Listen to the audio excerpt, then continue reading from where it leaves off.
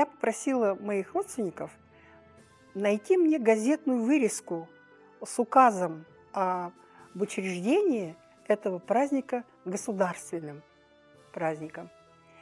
Прямо оборвано так вот в Монголии. Ладно, я привезла этот указ, ну, по-русски переделала, приехала, связалась с учеными.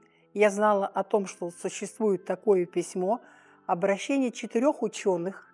Написала, сочинила я письмо, собрала подписи.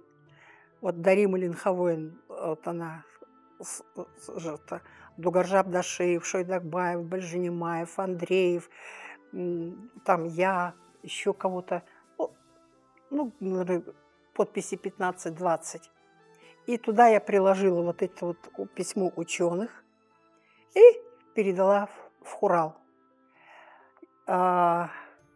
Ну, и там так это не очень, без чувства патриотизма, у меня приняли эти документы, и я все равно начала, это уже был 90-й год, я, хоть и не было никакого еще решения о том, о выходе указа еще и речи не было, готовила я этот сагаун без всякого официального признания. А там была такая кухня, значит, вначале принимает решение обком партий, а потом уже все остальные. Вот. И я помню, что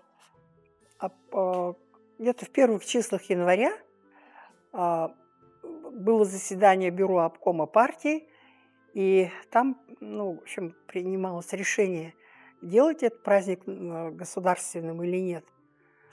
На следующий год народ говорил, ну что такое, ну, надо, чтобы он был красной датой в календаре.